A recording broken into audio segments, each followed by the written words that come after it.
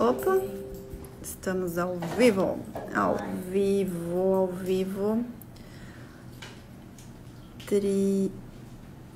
Olá, Giane.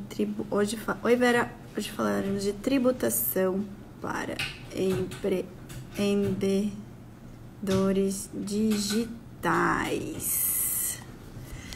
Sejam todos bem-vindos. Só estou ajustando aqui, já vou arrumar aqui. Opa, cadê?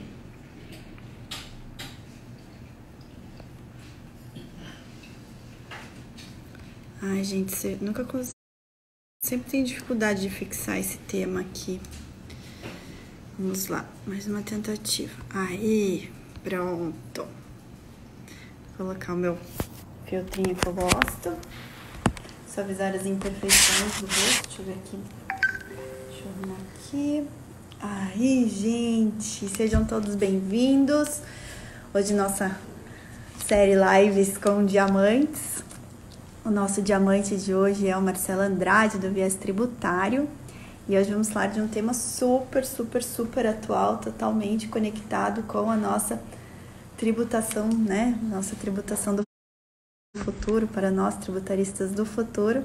Coisas que precisamos estar sempre antenados aí. Falaremos sobre a tributação para empreendedores ou para empreendimentos digitais, tá? É um tema aí que tem crescido bastante. Eu entrei nesse mercado do empreendedorismo digital faz mais ou menos um ano aí, com mais profundidade. E também estou num aprendizado aí diário, né? E sabendo quais são as dores, o que acontece nesse mercado. E o meu nicho é bem específico aí para infoprodutos, né? Então, deixa eu ver se o Marcelo já está aqui. E aí eu já coloco ele para conversarmos. Vamos ver se ele já entrou aqui. Acho que não. Eu não tô enxergando ele aí. Acho que não, gente. Então...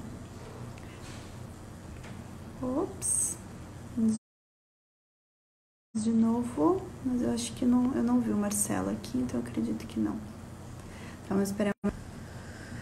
Pessoal, vocês estão me vendo e me ouvindo bem? Então, deem um oi aí.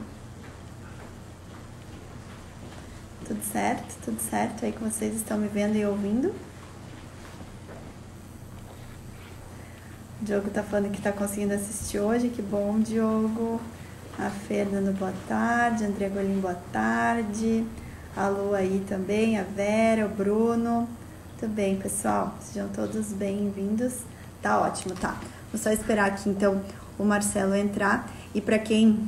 Eu gostei que o Cleverson já colocou lá, até compartilhei nos meus stories, ele já colocou o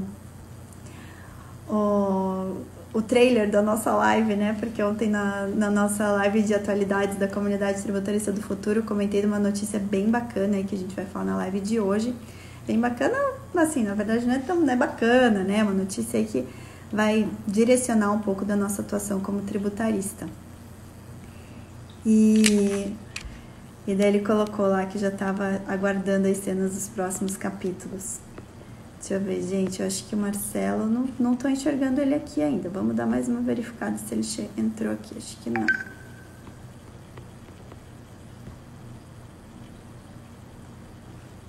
Não coloquei. Deixa eu mandar a live aqui para ele. Ué, ele tá online aqui, mas não tô vendo ele. Eu não sei porque que esse Instagram não tá me deixando ficar com o meu filtro que eu gosto. Esse filtro aqui que eu gosto. Que ele disfarça todas as nossas imperfeições aqui. As espinhas no rosto, as manchas no rosto. Aí, Marcelo entrou. Isso aí, Marcelo. Deixa eu colocar você aqui pra gente não perder tempo. Olha lá. Cada vez que eu vou mexer aqui, ele tira meu filtro.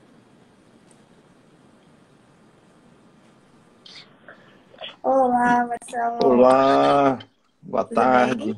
Tudo bem? Boa tarde, seja bem-vindo. Seja muito bem-vindo à nossa live de diamantes aqui. Que bom que deu certo, né? A gente já tem conversado sobre esse assunto Pois é. há muito tempo. O Marcelo, pessoal, tá lá na nossa comunidade. Você está desde o começo, Marcelo, na comunidade, tá, né? Desde o começo, eu sou lá pioneiro. né? Membro fundador, dos Membro pioneiros da fundador. comunidade tributarista do futuro. E o Sim, Marcelo já vem aí um tempo se dedicando ao estudo, né, da tributação, dos impactos da tributação nesse novo mercado que tem cada vez mais conquistado espaço aí, que é o mercado dos empreendedores digitais. E o Marcelo está estudando bastante. Estava até. Como que está teu projeto de e-book, Marcelo? então, professora, eu iniciei, né, o projeto, né, de- do e-book, seria o manual para empreendedor digital, o guia para empreendedor digital. Só que quando eu comecei a pesquisar, eu percebi que é um universo muito vasto e a gente tem que tentar segmentar por assuntos, né?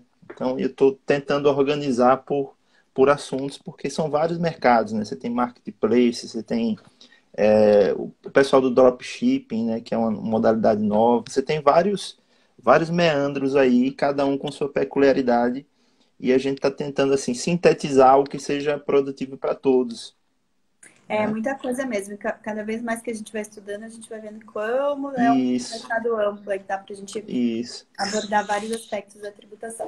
Marcelo, mas antes até da gente contextualizar o pessoal de todas essas oportunidades dentro do empreendedorismo digital, se apresenta, nem todo mundo te conhece, fala um pouquinho de você, da sua história, Então, meu nome é Marcelo Andrade, de né? onde você está falando, né? De onde você é.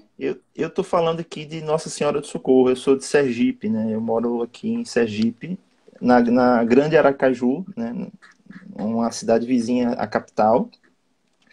E há cerca de um ano e meio atrás eu concluí o curso de Direito em 2017 e pretendia fazer concurso público, tá? E aí foi quando eu conheci o Direito Tributário, entrei numa mentoria com o professor Kleber Barros na época, e aí me apaixonei pelo Direito Tributário, comecei a pesquisar, fiz minha OAB em Direito Tributário, passei na segunda fase fazendo Direito Tributário, e criei então, idealizei então o viés tributário, que seria um perfil, né, de consultoria nessa área de tributária, né. Criei minha empresa, né, minha empresa está no Simples, e é interessante notar para aqueles que não têm coragem, assim, e querem esperar um momento certo de abrir uma empresa, eu abri minha empresa sem ter um cliente. Eu não tinha nenhum cliente ainda, então abri minha empresa, registrei minha logomarca e comecei a pesquisar empreendimentos digitais. O desafio com empreendedores digitais, nasceu através da comunidade tributarista do futuro, né? Através de um desafio lançado lá dentro da comunidade, né? Proposto pela professora Letícia, que eu já acompanho há algum tempo, que me influenciou bastante nessas decisões. Eu tracei a minha persona, que a minha persona seria o empreendedor digital. E aí comecei a me apaixonar também por marketing digital. Então hoje eu tenho duas paixões, o direito tributário e o marketing digital, né? Admiro Somos muito quem é dois. empreendedor. Exatamente. E assim, admiro muito quem pesquisa o empreendedor digital, porque o empreendedor digital é um especialista em gerenciar processos, porque são tantos processos que existem dentro do marketing digital, e-mail marketing, enfim, lançamentos diversos, lançamento interno, lançamento de semente. Então, são vários meandros né, que o marketing digital oferece, um conteúdo muito rico para quem quer se desenvolver como pessoa, né, como profissional. Eu acho que o marketing digital nos ajuda a nos desenvolver como pessoa, né? Então é isso, né? E buscar o melhor da gente também, né? Exato, é uma área de Busca o que a gente desenvolvimento tem de pessoal melhor muito. para transmitir o conhecimento, né? Então, isso é bem Exato, bacana. exato, exato. Então é isso, né? Mas E tá. aí, Vamos só para colocar assim, o pessoal dentro do mesmo passo ali. Vamos começar a conceituar, falar um pouquinho para eles das diversas formas de se empreender digitalmente, né? A internet tem, ainda é, mais agora na pandemia, meia pandemia, as pessoas buscaram muito, né, empreender pela internet. Então, muitos comércios isso, foram fechados, e as pessoas precisaram ir para o online, né? Quem antes trabalhava isso, só no offline se viu na necessidade mais do que nunca de desenvolver um negócio digital, né? Ou de sim. aumentar um setor da sua empresa, né? Que antes estava só no offline, e desenvolver alguma linha ali de negócios digital dentro do setor que já atuava. Então, vamos falar um pouquinho, assim, para contextualizar o pessoal, das diversas oportunidades que a gente tem de desenvolver, né, um negócio digital. Isso, então, você tem várias possibilidades, né? É curioso que as crises, elas costumam, as crises como essa que a gente está vivendo, elas criam essas oportunidades de desenvolvimento de negócios não presenciais. Então, um- os negócios no ramo digital, eles fazem parte de uma raiz chamada e-commerce, né? Então, dentro do e-commerce, que é como as pessoas costumam chamar a venda de produtos pela internet, você O tem comércio diversos, online, né? O comércio digital. o comércio eletrônico, o comércio digital, o e-commerce é como se fosse a raiz, né, de tudo, e você tem as ramificações, que são a comercialização de infoprodutos, que teve um boom aí depois com a chegada da Hotmart, né? Você tem o dropshipping, né, que é uma modalidade pouco difundida ainda no Brasil, ainda não regulamentada devidamente no Brasil, que é a intermediação de venda de produtos sem a necessidade do fornecedor ter estoque. Então, a pessoa ela liga o fornecedor com o cliente, né? A pessoa compra de mim, que sou intermediário, mas o fornecedor manda direto para o cliente. Então, é uma modalidade que é muito usada fora do Brasil, mas que aqui no Brasil ainda está engatinhando, né, na questão da regulamentação. Então, você tem todos essas facetas aí do mercado digital, né? Cada uma com seus processos, com suas peculiaridades, né? E na tributação do e-commerce é, é, propriamente dito de venda de produtos, né, a gente tem os marketplaces, né, que são aqueles ambientes que propiciam que vendedores usem a plataforma para poder vender seus produtos. A gente tem o Mercado Livre, que é acho que é um dos mais conhecidos, OLX, que são muito conhecidos por fazer esse tipo de atuação, chamada marketplace. Você vai lá e usa a plataforma para vender o seu produto, usando todo o gerenciamento dessa plataforma, né? Então, o marketplace intermedia isso daí. Eu acho que a gente poderia separar, vamos pensar, os negócios digitais na modalidade de negócios envolvendo venda de produtos ou venda de mercadorias, né? Vamos falar assim, Sim, venda de sim, mercadorias, venda de conhecimento, né? sim, E a venda de serviços. Então, nós temos os infoprodutos, os infoserviços e o negócio, né? O e-commerce propriamente dito, que é a venda de mercadorias pela internet. E aí a isso, gente, né, tem diversas formas de empreender digitalmente, segmentando nessas três áreas, né? Em mercadorias, em conhecimento e em serviços. Conhecimento, exato. a gente pode falar de venda de um e-book, de um curso online, que não é um serviço propriamente dito, né? E a gente tem a forma de vender isso. Então, tem pessoas que vendem mercadorias via o seu e-commerce próprio, né? Tem lá a sua Sim, plataforma própria de e-commerce, tem seu estoque, tem a sua loja virtual e vende, né? Então, não usa nenhum tipo de intermediário. Vamos pensar, é o e-commerce raiz, a essência do e-commerce ali. sim, sim, A gente tem as plataformas de marketplace, como você comentou, que você vai dentro do ambiente. Então, vamos pensar, eu tenho meu produto, minha lojinha física ali, que eu tenho meu estoque, e eu quero viabilizar a venda disso, né? Então, não quero eu montar a minha loja virtual, não quero eu despender esforço com marketing, né? Com anúncio e tal. Então, vou utilizar o serviço de uma grande plataforma digital para poder fazer, né, colocar ali o meu produto para venda. Daí eu utilizo Amazon, Americanas.com, isso. Mercado Livre, Magazine Luiza, e, enfim, OLX que você comentou. E aí explica, porque esse é o que eu mais tenho dificuldade de entender, que é o dropshipping. Que para mim ainda é um conceito que eu não consegui absorver tão bem.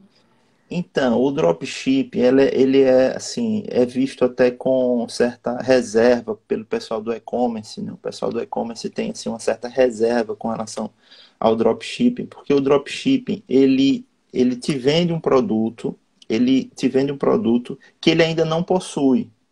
Então, geralmente as vendas em dropshipping, elas costumam demorar muito, são aquelas vendas, aqueles produtos que vêm da China. É uma plataforma muito conhecida de dropship é o Alibaba, né?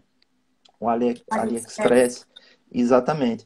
Que são plataformas que disponibilizam para você a loja virtual, você monta sua loja virtual usando a plataforma, só que você não tem o estoque. Então, por exemplo, o Mercado Livre não permite o dropship dentro da plataforma deles, exatamente porque ainda há uma insegurança com relação a essa situação, né? Há até uma legislação que eu não me lembro bem, que eu não anotei, que inclusive coloca algumas regras para que você possa atuar como dropship. Dentre elas, a informação ao cliente de que você não possui aquele produto em estoque, né? Que Ter pode ser transparência dessa informação. a transparência das informações. Então, é um mercado novo, né? Mas assim, é, por que é um mercado que é arriscado ainda por conta da não regulamentação? Porque por conta digamos assim, dessa intermediação direta entre fornecedor e cliente, às vezes a tributação ela passa desapercebida, há muita, digamos assim, há muita sonegação no caminho, né? Então, os produtos que são vendidos no dropship, às vezes há uma concorrência desleal com produtos que são vendidos no marketplace por conta desse drible que às vezes as pessoas fazem quando usam o dropship, né? Então é algo novo, eu acho que é algo promissor, mas que ainda necessita de muita amadurecimento aqui no Brasil. Se a gente for pensar, pegar já. Depois a gente fala um pouquinho mais dos outros tipos de infoprodutos e formas de empreender, né? Tem diversas formas de empreender Isso. e tal, né? Mas vamos pegar assim isso que a gente está falando agora das plataformas de marketplace, do dropshipping e efetivamente até eu vejo assim marketplace como Mercado Livre. Gente, travou para mim. Vocês estão me ouvindo ainda? Travou o Marcelo? Para mim, Marcelo travou aqui. Vamos ver se ele volta ou se sou eu. Voltou. Voltou. Voltou. Ok. Uhum. Então, assim, quando a gente fala de comércio de mercadorias, basicamente a gente tem um tributo específico, e daí a gente não vai entrar ainda muito em regimes tributários, mas a gente vai ter ali o principal tributo que vai diferenciar de uma venda de serviço online ou uma cessão de direitos, né, uma cessão de uso, enfim, que vai ser o ICMS, né? Quando você vende mercadoria de forma online, e essa entrega é uma entrega física ali, né? Você usa uma plataforma digital, mas você promove a entrega física de uma mercadoria, você está falando de CMS, né? Então você vai Sim. para a área ali, para a área de competência dos estados. E saiu uma matéria, isso que a gente comentou ontem na live de Sim, atualidades sim. da comunidade, são uma matéria no Valor Econômico, uma matéria bem recente, acho que foi entre 24 e 28 de abril agora, falando que alguns estados do Brasil já estão incluindo nas suas legislações do ICMS a responsabilidade de terceiros pelo recolhimento do ICMS. Por quê? Porque vamos pensar um exemplo aí que a gente utilize o Mercado Livre, tá? Então, eu até comentei esse exemplo, o exemplo real que aconteceu comigo, né? Eu estava construindo minha casa e eu fui comprar porta, tá? Então, eu pesquisei, eu queria uma porta específica de alumínio lá, tal, não achava, eu encontrei lá no Mercado Livre uma porta. Eu paguei quase 5 mil reais pelas portas lá que eu comprei, tá? Eu comprei 3 portas, não sei quantas portas eu comprei. Mas paguei quase 5 mil reais comprando essas portas. A hora que eu recebi a mercadoria da minha casa, que foi de uma empresa daqui de Santa Catarina, eu recebi a mercadoria com a nota fiscal. Contudo, veio com a nota fiscal no valor de 400 reais. Né?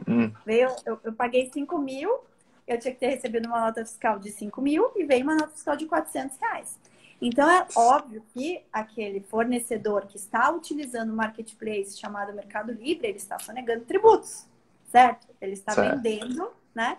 Ele está vendendo por um valor muito abaixo do que efetivamente o consumidor está pagando. Nesse caso, o que algumas legislações estão fazendo? Estão atribuindo a responsabilidade ao marketplace, e aí também acredito, porque não fala marketplace, fala plataformas, né, de intermediação, plataformas virtuais de intermediação, inclusive gateways de pagamento, né, plataformas que viabilizam só o pagamento, como é o caso do Mercado Pago, por exemplo, né? Sim. Então, estão atribuindo a essas plataformas digitais a responsabilidade pelo recolhimento do tributo. Então, se o contribuinte ali, né, quem está promovendo a venda, né, que é quem é o contribuinte de direito, que é quem tem a obrigação primária do recolhimento do tributo, não recolhe, algumas legislações, e as legislações pontuadas foi Rio de Janeiro, mais recentemente, Bahia, Mato Grosso e Minas, se eu não me engano. São 4 estados que já regulamentaram isso. Então, Bahia. estão atribuindo... e Bahia. E Bahia, que estão atribuindo ao terceiro, no caso, a plataforma, né? A plataforma digital ali, a responsabilidade solidária pelo recolhimento do tributo, né? Então, aí já acende diversos alertas. Né? Então, assim, realmente, a questão de empreender na internet precisa ser feita, né, de uma forma muito cautelosa. Então, isso a gente falando só da questão do comércio eletrônico pelo intermédio de outras plataformas, plataformas virtuais, tá? Não sei se quer apontar alguma coisa em relação a isso, Então, Marcelo. é interessante, professora, a senhora tocar nesse assunto, você tocar nesse assunto, porque, mais uma vez, né, o mercado digital, né, o mercado eletrônico, ele volta ao cenário jurídico nessa questão do ICMS, porque lá atrás, em 2011, né, houve o protocolo 21, né, que foi originado justamente por conta dessa guerra fiscal aí a pessoa comprava um produto aqui em Sergipe, né? Comprava de São Paulo e o ICMS ia todo para o estado origem, o estado produtor.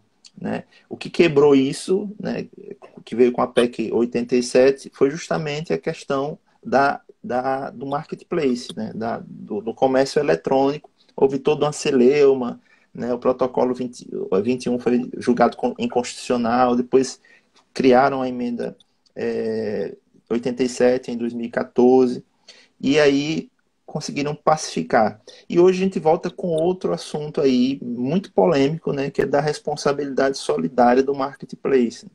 Porque, assim, a gente tem que entender que o marketplace ele vive uma situação muito delicada em termos de logística fiscal. Porque ele tem digamos assim, a responsabilidade de apurar o ICMS.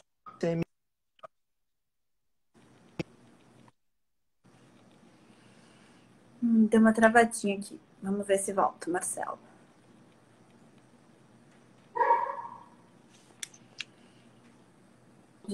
Voltou. Voltou. Então, você está falando do Voltou. marketplace, que Então, é uma situação delicada. o marketplace ele tem a responsabilidade de não fiscal e dos estados para quem ele fornece. Então, tem muitos, então, tem até uma orientação em planejamento tributário que a gente orienta que aquele que fornece para vários estados, que pegue pelo menos os estados onde ele mais fornece e se inscreva, faça a inscrição estadual para que possa apurar mensalmente a sua remessa aí de volume fiscal. Então, aí você veja, fora essa logística fiscal que já é complexa para o marketplace, agora vem a sobrecarga de uma responsabilidade solidária pela omissão da pessoa que está fornecendo. Então, é algo muito delicado que eu acho que ainda vai ter muito pano para manga aí, sabe, professora? E lembrando que a emenda constitucional 87 ela foi suspensa, mas só para as empresas do Simples, né? Para quem está no Sim, Simples não precisa. Agora, quem está fora do Simples e faz a venda interestadual, não apenas no e-commerce, né? Para qualquer contribuinte que faça a venda interestadual, ele está obrigado, a partir da emenda constitucional 87, a recolher o adicional do ICMS para o estado de destino, né? Isso. Quando ele faz venda interestadual para não contribuinte, né? Para o consumidor final ali. E daí foi suspenso para as empresas do Simples, né? Tá ainda suspenso, o Supremo não finalizou o julgamento, mas ainda há o receio mesmo para as empresas do Simples de que isso, depois essa liminar seja cassado, o entendimento do Supremo seja mudado e ainda essas empresas também precisem recolher aí, ajustar seus recolhimentos. Porque realmente, em termos de logística, fica bem complicado você mapear todos os teus consumidores, né, teus clientes, Sim. nos diversos estados. Então, em tese, você precisa estar mapeando aí as legislações dos 26 estados, mais o Distrito Federal, em relação ao recolhimento do ICMS. Então, requer um compliance do marketplace que ele não está acostumado a ter, né? Então é bem complexo. Então, isso daí também até reforça a necessidade de efetivamente investir em governança e compliance tributária, Sim, né? Para poder sim. organizar a casa, organizar a parte logística e se manter em compliance. Quem também ficou numa situação delicada e passando, não falando de ICMS, mas falando de ICS, foram as plataformas de streaming, né? Quando veio a alteração da Lei Complementar 116, atribuindo também às plataformas de streaming recolhimento do ISS no município dos seus clientes. Então, no ISS até piora a situação, porque a gente tem aí 3 mil, quase 4 mil municípios, né? Então, aí... Diga aí.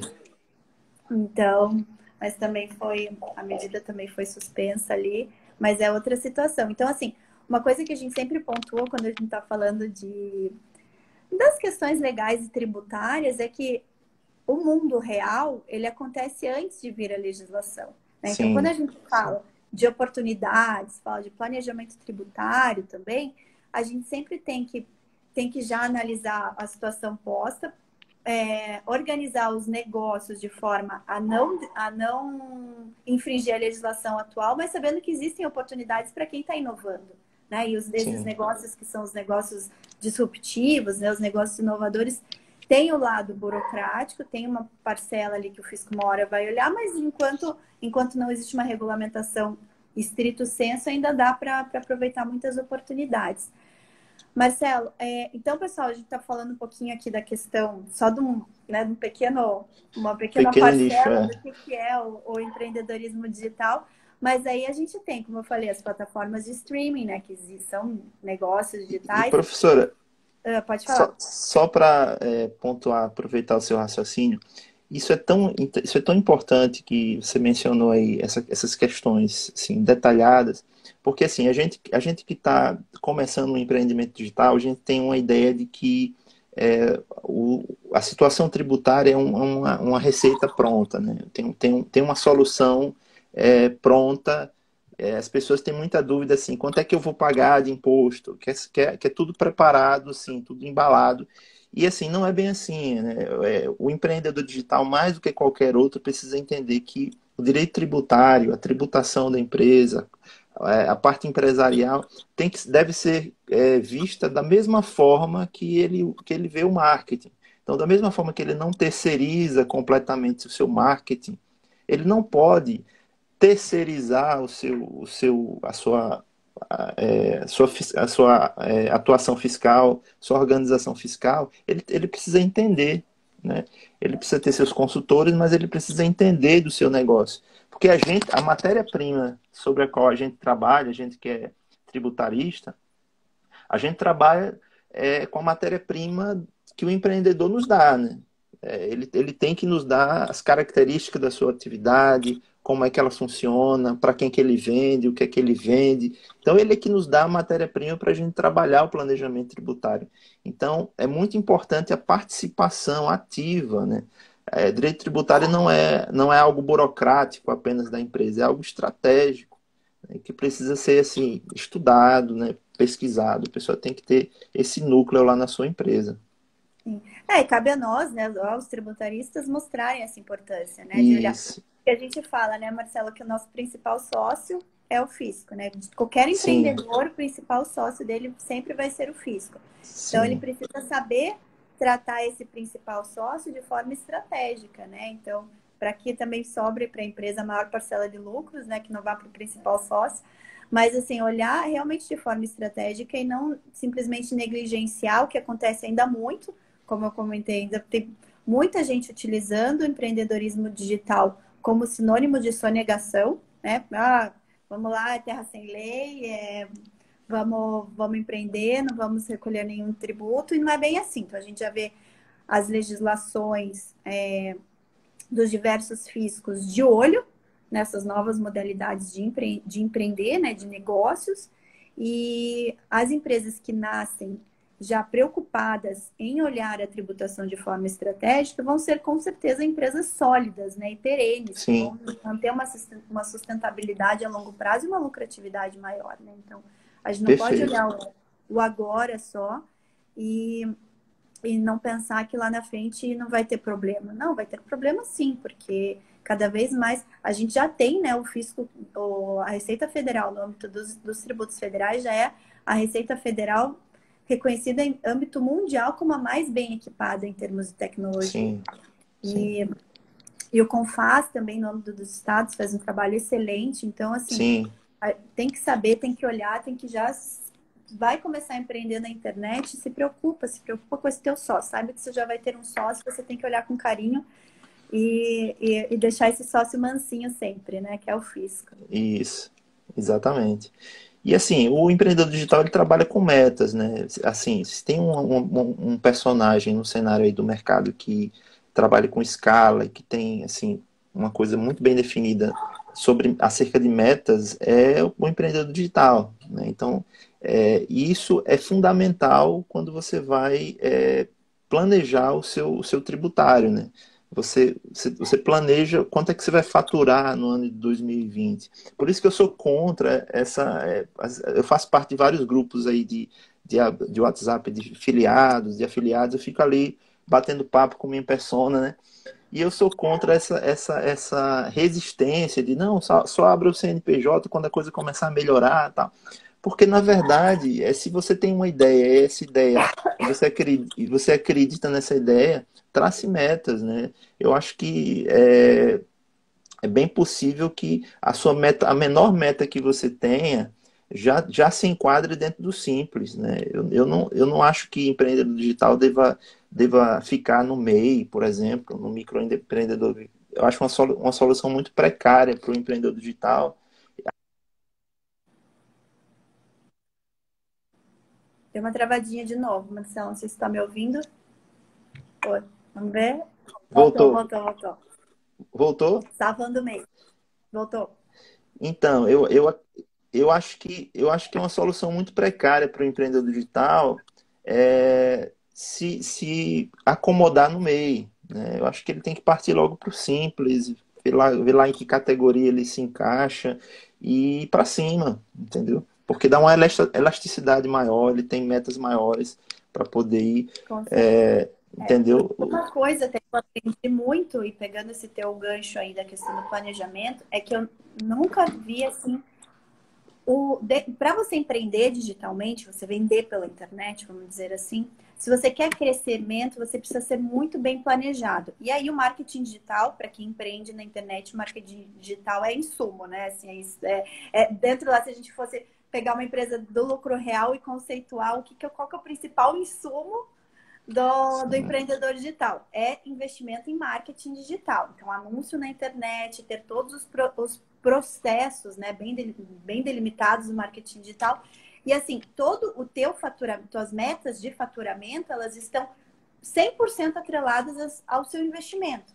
Então, assim, eu vou investir, isso a gente vai testando, né? Mas se eu quero faturar no mês 100 mil, eu já sei que eu tenho que investir X, porque é meu custo médio de aquisição é tal. Então, você tem assim, quanto você tem que investir para chegar, você investe X para chegar no Y. Então, esse mapeamento é muito importante, e eu já comentei isso em outros lugares, a gente negligencia E aí eu falo, às vezes casa de ferreiro, às vezes não, né? No casa de ferreiro, espeta de pau. A gente esquece de colocar na precificação dos nossos produtos digitais, do nosso custo do empreendimento digital, a parte tributária. Então não é assim, vou fixar lá meu curso em X, Y, mas tá, a gente tem que colocar ali também quanto que vai ser a parcela que você vai destinar para o fisco para ver se está viável, né? Se você efetivamente vai ter lucro. Não é só o faturamento, né? Não é só o faturamento que conta, tem que ver o lucro. Então, são algumas coisas que a gente que está ali no dia a dia e empreendendo na internet, a gente vai captando e vai vendo como a parte tributária é importante. E assim, sem contar que o empreendedor digital conta com uma sazonalidade muito grande, né? Então, quem trabalha com lançamento, por exemplo, aí a pessoa tá com um regime tributário e está no MEI, por exemplo. E planeja um lançamento, tem uma meta, e quando o lançamento estoura e não tem um perfil para se adequar àquela realidade, não tem como comportar aquele volume dentro da sua perspectiva, e acaba sendo taxado de forma mais onerosa, né? Então, eu acho que não tem que ter medo, não. Tem que ir para cima, tem que fazer, regularizar, assim, procurar conhecer bem a área tributária. A área tributária é complexa, mas assim, se você tiver um profissional assim que saiba entender o seu negócio, conversar numa linguagem que seja acessível, dá para compreender, dá para colocar no papel. A gente aprende lá na comunidade tributarista do futuro a respeito do Canva, né? Que a gente tem que compreender a linguagem do cliente. Então, não tem que ter medo dessas coisas, tem que ir para cima mesmo e compreender, porque é o seu negócio, né, que está em jogo. Pessoal, a gente falou que ia comentar outras formas de empreender na internet, né? Então, assim, o Marcelo comentou do lançamento. O lançamento é uma forma de vender, né? De Sim, vender produtos digitais. Então, além da parte de comércio, né? De mercadorias ali, a gente também tem os infoprodutos, né? Os infoprodutores. Então, eles vendem conhecimento. Então, eles empacotam o conhecimento e vendem na forma de um e-book, na forma de um curso online. Então, essa é uma modalidade de negócio digital, venda de infoprodutos.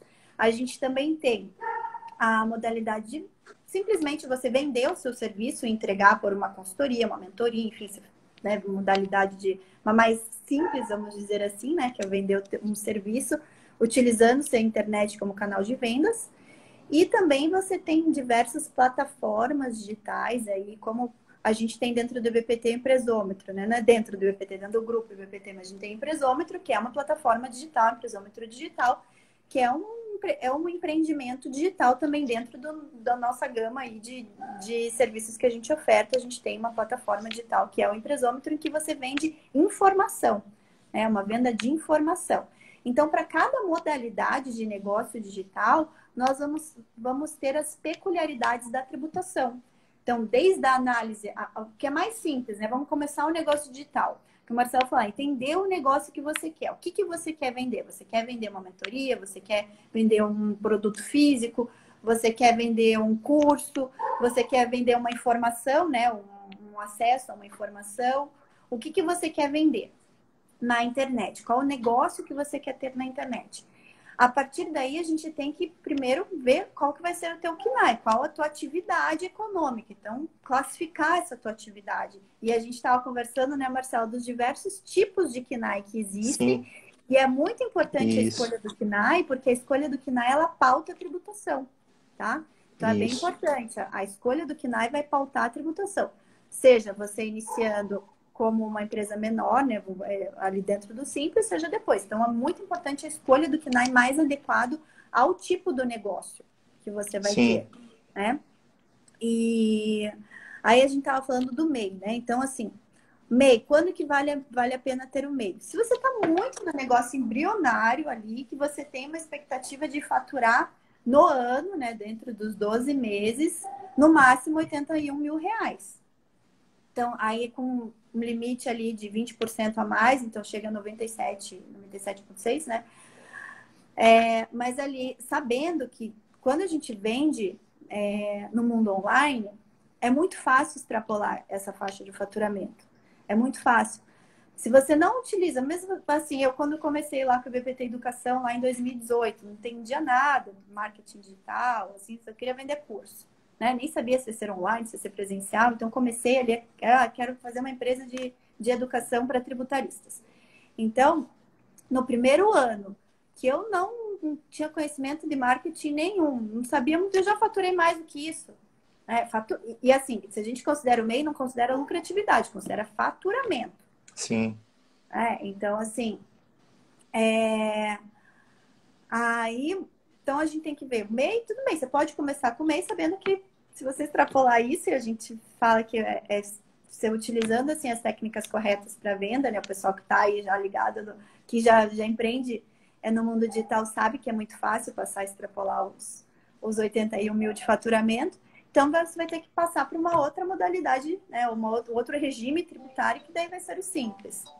Então, é muito importante que você escolha o KNAI.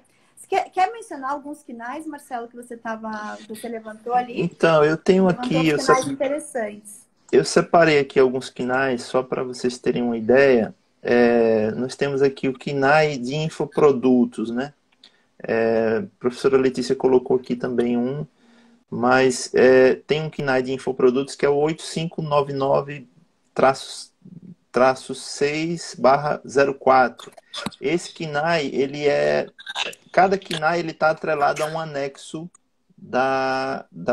do Simples, né? O Simples ele tem uma composição lá de anexos, que os anexos têm as faixas, cada anexo tem uma faixa de faturamento, e para cada faixa de faturamento há um percentual.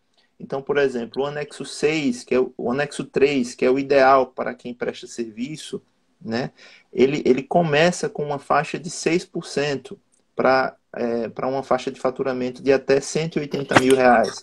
Então já é o dobro mais que o dobro do MEI, né? Com um percentual aí bem, digamos assim, atrativo, né? A gente tem aqui o KNAI de tratamento de dados, que seria o 6311-9/00, que é o KNAI, que é no anexo 3. Mas eu queria destacar aqui o KNAI do Marketplace, para vocês perceberem a diferença que representa a importância que tem a definição do KNAI. Porque, por exemplo, o KNAI do Marketplace, o mais adequado, é o 7490-1/04, que é atividades de intermediação de negócios e serviços de terceiro.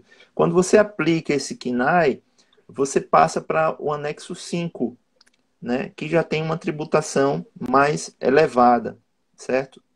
Só que assim, o Simples é tão flexível que mesmo você estando no anexo 5, se você tiver dentro do fator R, que é se tiver dentro do teu faturamento mais de 28% de despesa com folha de pagamento, você pode ser incluído nas menores taxas. Então, a escolha do KNAI é muito importante, né?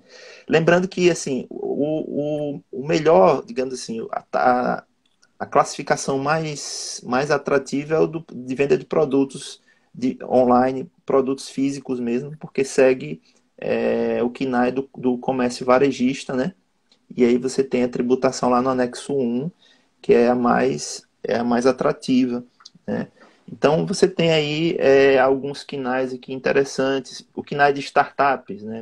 6203-1/00, que a gente, por exemplo, a startup, apesar de toda assim, o glamour, né, de ter inovação, de ser uma empresa com inovação, mas ela segue os mesmos procedimentos de uma empresa convencional, que pode estar no simples, que pode estar no presumido, que pode estar no real.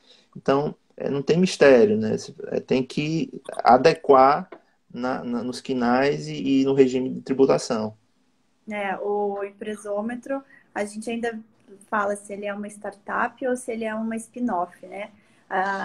O Dr. Gilberto fala, não, o empresômetro não é uma startup, é uma spin-off porque nasceu do DBPT e se transformou num CNPJ autônomo. Ah, sim. Mas também nasceu uma empresa nova, começou no Simples, né? Começa no Simples, esse ano já saiu do Simples. Mas 3 anos, a gente ficou 3 anos dentro do Simples Empresômetro. Eu falo a gente, mas eu nem sou sócia do Empresômetro, tá, gente? É porque é da família. Então, Mas é do grupo, é da família, é do então grupo, eu não sou sócia, não. Só me considero ali, mas não dentro da casa, porque a gente trata, né, a equipe toda, tem muita gente que faz parte do BPT, enfim, a gente trata como grupo ali mesmo.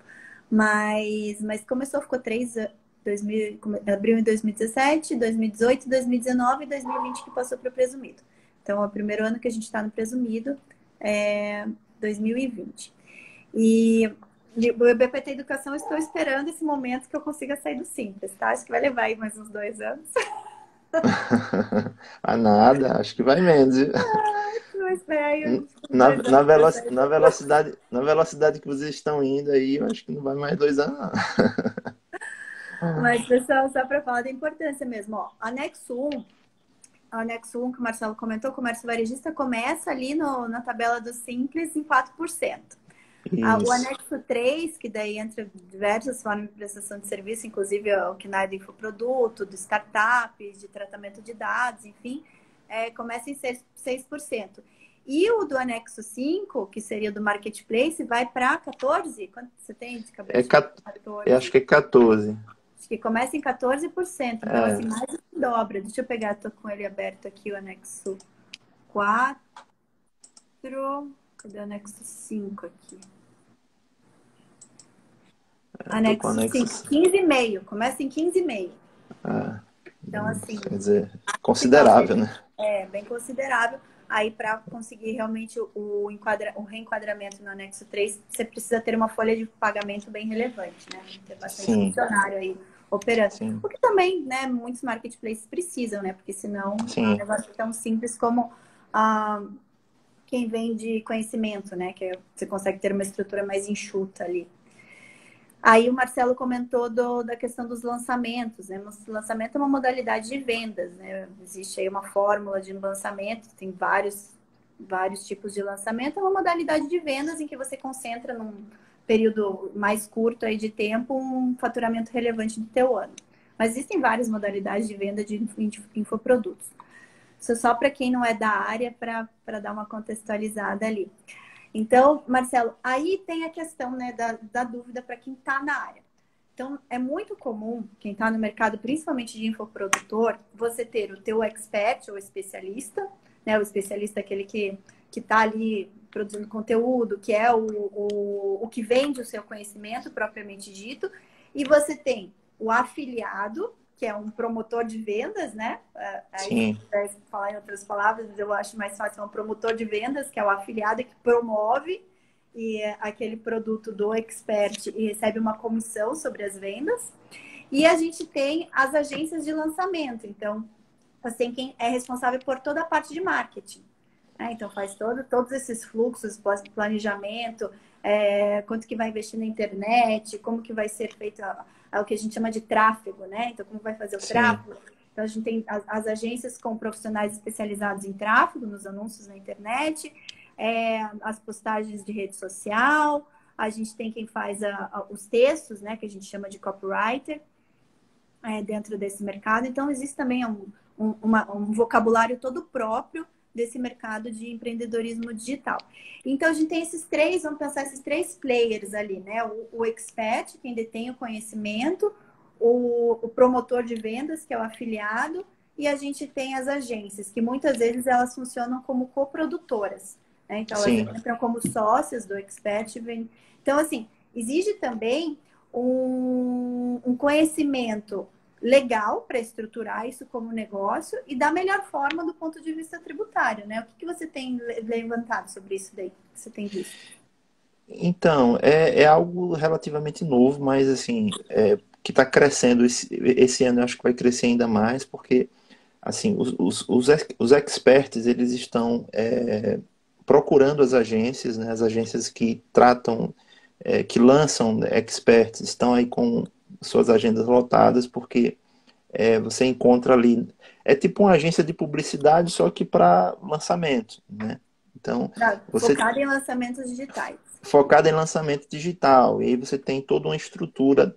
interna voltada para aquilo. Você tem a equipe de copywriters, você tem a equipe de tráfego, você tem a equipe da própria produção de conteúdo, do agendamento de conteúdo do expert, de Edição de pautar. vídeo, tem... Porque às vezes o expert ele tem o conhecimento, mas ele precisa ser guiado, né, naquele conhecimento, ele precisa montar uma pauta, seguir aquela pauta de produção de conteúdo nos seus perfis da rede social e tudo. Então é meio que um agenciamento aí de experts. Então eu acredito que a natureza jurídica de uma agência de lançamento ela se assemelha muito a uma de agência de publicidade, né? Guardadas as devidas proporções de mercado, né?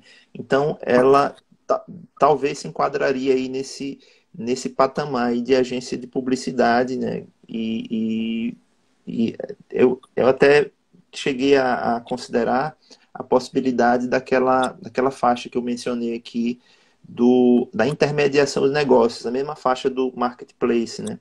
Porque não deixa de ser também uma intermediação ali de negócios. Então, assim, tem que ser estudado com muita calma e muita cautela, porque esse é um perfil novo no mercado, né, de agência de lançamento. Não, e tem que estudar, porque é o que a gente viu, né? Se você enquadra no KNAI que vai para o anexo 5, a tua tributação mais que dobra se você está no anexo 3. Então, aí o que a gente tem visto de interesse? Bom, o ideal seria fugir do modelo de agência de publicidade, porque vai para o anexo 5. Tem um item na legislação, na Lei Complementar 123, que é a Lei Complementar 123, lá no artigo 18, tem uma série de parágrafos quintos, né? Quinto A, quinto B, quinto C, quinto D, até o H, se eu não me engano. No 18, né? No artigo 18. No artigo 18. E dentre eles tem um item lá que é agenciamento exceto mão de obra. Que eu estou estudando essa classificação, tentando aplicar, ver se encaixa na questão da agência de lançamento. Porque eu creio que é um mercado aí promissor também para a nossa área de direito tributário, né? Porque não tem profissional que possa dar consultoria assim, para algo tão novo que está surgindo aí esse ano. O pessoal ali que eu vejo dos grupos que eu faço parte, dos empreendedores digitais, eles têm alguns problemas, né, na parte tributária e na parte legal. Na parte legal, toda a parte dos contratos, né, porque é uma relação jurídica híbrida, né, então você tem que ter todo um arcabouço contratual aí bem consolidado. Na parte tributária, os diversos fluxos de nota fiscal, que é uma coisa que dá muita confusão. Primeiro, é isso que você comentou, né? De você formalizar o negócio. Eu vejo que ainda tem muito empreendedor digital que ele ou começa como MEI e fica como MEI para sempre, assim, porque ele sonega muito, né? Vem sonegando, não emite nota e sonega e mantém lá na faixa de faturamento do MEI, mas está faturando muito mais que isso. Eu até entrei em contato com uma pessoa em que ele estava lá no grupo falando que ele ia bater 1 milhão de faturamento e estava recebendo como pessoa física. Então, nem sei como viabiliza, porque a gente sabe que lá pela Hotmart, se você é pessoa física, você saca nem R$2.000 por mês, né? R$1.900. Então, você o máximo. E assim, como pessoa física, com 1 milhão, com certeza sonegando muito. Então, assim, existe realmente uma carência de entendimento no mercado para formalizar o negócio, para sair do PF, né, da pessoa física, e ir para um CNPJ é muito melhor do ponto de vista do negócio em si, do crescimento do negócio, da seriedade que você dá para o negócio, e do ponto de vista tributário também, que é muito mais vantajoso você formalizar esse teu negócio para evitar dor de cabeça, né? Evitar que um dia tudo isso que você recebeu, né? O empreendedor investiu um monte, faturou, e daqui a pouco recebe aí um baita de um auto de infração, cai na malha fina, enfim, você tá... E vai ter muito problema com o fisco. Então, eu vejo que olha lá, cada vez que eu vou mexer aqui, ele tira meu filtro.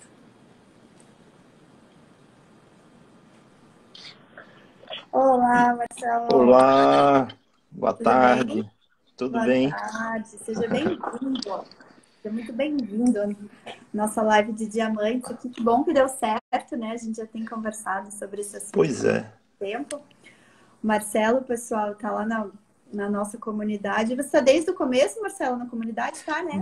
Desde o começo, eu sou lá pioneiro, né? É, membro fundador, dos Membro pioneiros da fundador. comunidade tributarista do futuro. E o Sim, Marcelo já vem aí um tempo se dedicando ao estudo, né, da tributação, dos impactos da tributação nesse novo mercado que tem cada vez mais conquistado espaço aí, que é o mercado dos empreendedores digitais. E o Marcelo está estudando bastante. Estava até. Como que está teu projeto de e-book, Marcelo? então, professora, eu iniciei, né, o projeto, né, do e-book, seria o Manual para Empreendedor Digital, o Guia para Empreendedor Digital. Só que quando eu comecei a pesquisar, eu percebi que é um universo muito vasto e a gente tem que tentar segmentar por assuntos, né? Então, eu estou tentando organizar por assuntos, porque são vários mercados, né? Você tem marketplace, você tem o pessoal do dropshipping, né, que é uma modalidade nova. Você tem vários meandros aí, cada um com sua peculiaridade, e a gente está tentando assim sintetizar o que seja produtivo para todos, É né? muita coisa mesmo. Cada vez mais que a gente vai estudando, a gente vai vendo como é um Isso, mercado amplo aí que dá para a gente isso. abordar vários aspectos da tributação. Marcelo, mas antes até da gente contextualizar o pessoal de todas essas oportunidades dentro do empreendedorismo digital, se apresenta, nem todo mundo te conhece, fala um pouquinho de você, da sua história, Então, meu nome é Marcelo Andrade, de né? onde você está falando, né? De onde você é.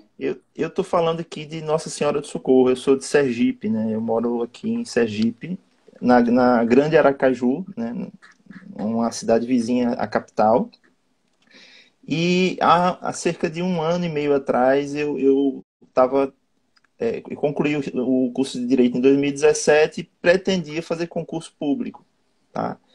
E aí foi quando eu conheci o Direito Tributário, entrei numa mentoria com o professor Kleber Barros na época, e aí me apaixonei pelo Direito Tributário, comecei a pesquisar, fiz minha OAB em Direito Tributário, passei na segunda fase fazendo Direito Tributário, e criei então, idealizei então o viés tributário, que seria um perfil, né, de consultoria nessa área de tributária, né. Criei minha empresa, né, minha empresa está no Simples, e é interessante notar para aqueles que não têm coragem, assim, e querem esperar um momento certo de abrir uma empresa, eu abri minha empresa sem ter um cliente. Eu não tinha nenhum cliente ainda, então abri minha empresa, registrei minha logomarca e comecei a pesquisar empreendimentos digitais. O desafio com empreendedores digitais, nasceu através da comunidade tributarista do futuro, né? Através de um desafio lançado lá dentro da comunidade, né?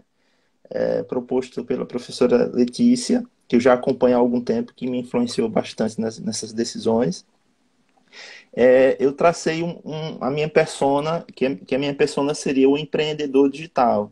E aí comecei a me apaixonar também por marketing digital. Então hoje eu tenho duas paixões, o direito tributário e o marketing digital, né? Admiro Somos muito quem é dois. empreendedor. Exatamente. E assim, admiro muito quem pesquisa o empreendedor digital, porque o empreendedor digital é um especialista em gerenciar processos, porque são tantos processos que existem dentro do marketing digital, e-mail marketing, enfim, lançamentos diversos, lançamento interno, lançamento de semente. Então, são vários meandros né, que o marketing digital oferece, um conteúdo muito rico para quem quer se desenvolver como pessoa, né, como profissional. Eu acho que o marketing digital nos ajuda a nos desenvolver como pessoa, né? Então é isso, né? E buscar o melhor da gente também, né? Exato, é uma área de Busca o que a gente desenvolvimento tem de pessoal melhor muito. para transmitir o conhecimento, né? Então, isso é bem Exato, bacana. exato, exato. Então é isso, né? Mas E tá. aí, Vamos só para colocar assim, o pessoal dentro do mesmo passo ali. Vamos começar a conceituar, falar um pouquinho para eles das diversas formas de se empreender digitalmente, né? A internet tem, ainda é, mais agora na crise, né, na pandemia, em meio à pandemia, as pessoas buscaram muito, né, empreender pela internet. Então, muitos comércios isso, foram fechados, e as pessoas precisaram ir para o online, né? Quem antes trabalhava Isso. só no offline se viu na necessidade mais do que nunca de desenvolver um negócio digital, né? Ou de Sim. aumentar um setor da sua empresa, né? Que antes estava só no offline e desenvolver alguma linha ali de negócios digital dentro do setor que já atuava. Então, vamos falar um pouquinho, assim, para contextualizar o pessoal, das diversas oportunidades que a gente tem de desenvolver, né, um negócio digital. Isso, então, você tem várias possibilidades, né? É curioso que as crises, elas costumam, as crises como essa que a gente está vivendo, elas criam essas oportunidades de desenvolvimento de negócios não presenciais. Então, um- os negócios no ramo digital, eles fazem parte de uma raiz chamada e-commerce, né? Então, dentro do e-commerce, que é como as pessoas costumam chamar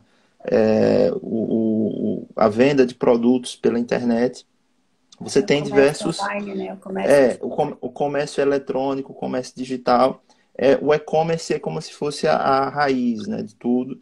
E você tem as ramificações, que são a comercialização de infoprodutos, que teve um boom aí depois com a chegada da Hotmart, né? Você tem o dropshipping, né, que é uma modalidade pouco difundida ainda no Brasil, ainda não regulamentada devidamente no Brasil, que é a intermediação de venda de produtos sem a necessidade do fornecedor ter o estoque, ter estoque. Então, a pessoa ela liga o fornecedor com o cliente, né? A pessoa compra de mim, que sou intermediário, mas o fornecedor manda direto para o cliente. Então, é uma modalidade que é muito usada fora do Brasil, mas que aqui no Brasil ainda está engatinhando, né, na questão da regulamentação. Então, você tem todos essas facetas aí do mercado digital, né? Cada uma com seus processos, com suas peculiaridades, né? E na tributação do e-commerce é, é, propriamente dito de venda de produtos, né, a gente tem os marketplaces, né, que são aqueles ambientes que propiciam que vendedores usem a plataforma para poder vender seus produtos. A gente tem o Mercado Livre, que acho que é um dos mais conhecidos, OLX, que são muito conhecidos por fazer esse tipo de atuação, chamada marketplace. Você vai lá e usa a plataforma para vender o seu produto, usando todo o gerenciamento dessa plataforma, né? Então, o marketplace intermedia isso daí. Eu acho que a gente poderia separar, vamos pensar, os negócios digitais na modalidade de negócios envolvendo venda de produtos ou venda de mercadorias, né? Vamos falar assim, Sim, venda de sim, mercadorias, venda de conhecimento, né? sim, E a venda de serviços. Então, nós temos os infoprodutos, os infoserviços e o negócio, né? O e-commerce propriamente dito, que é a venda de mercadorias pela internet. E aí a isso, gente, né, tem diversas formas de empreender digitalmente, segmentando nessas três áreas, né? Em mercadorias, em conhecimento e em serviços. Conhecimento, exato. a gente pode falar de venda de um e-book, de um curso online, que não é um serviço propriamente dito, né? E a gente tem a forma de vender isso. Então, tem pessoas que vendem mercadorias via o seu e-commerce próprio, né? Tem lá a sua Sim, plataforma própria de e-commerce, tem seu estoque, tem a sua loja virtual e vende, né? Então, não usa nenhum tipo de intermediário. Vamos pensar, é o e-commerce raiz, a essência do e-commerce sim, ali. sim, A gente tem as plataformas de marketplace, como você comentou, que você vai dentro do ambiente. Então, vamos pensar, eu tenho o meu produto, minha lojinha física ali, que eu tenho meu estoque, e eu quero viabilizar a venda disso, né? Então, não quero eu montar a minha loja virtual, não quero eu despender esforço com marketing, né? Com anúncio e tal. Então, vou utilizar o serviço de uma grande plataforma digital para poder fazer, né, colocar ali o meu produto para venda. Daí eu utilizo Amazon, Americanas.com, isso. Mercado Livre, Magazine Luiza, e, enfim, OLX que você comentou. E aí explica, porque esse é o que eu mais tenho dificuldade de entender, que é o dropshipping.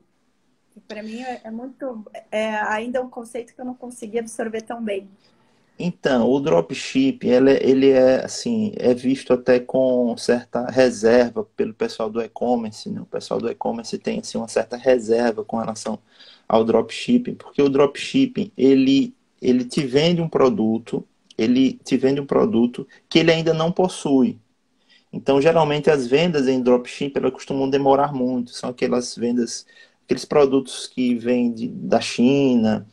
É uma plataforma muito conhecida de dropship é o Alibaba, né?